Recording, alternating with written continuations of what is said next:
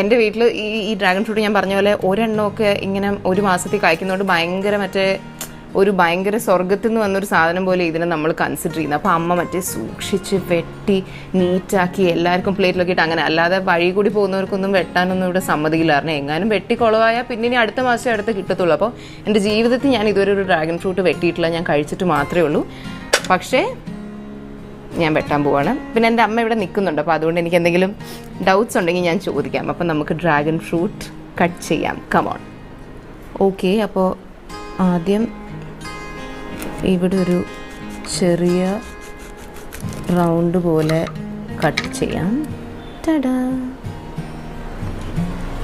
എന്നിട്ട് അമ്മ പറഞ്ഞു ഇങ്ങനെ ലൈൻസായിട്ട് ഇങ്ങനെ വരയ്ക്കണം നൈഫ് വെച്ചിട്ട്. അതാവുമ്പോൾ അത് കഴിഞ്ഞിട്ട് നമുക്ക് പീൽ ചെയ്തെടുക്കാൻ പറ്റും.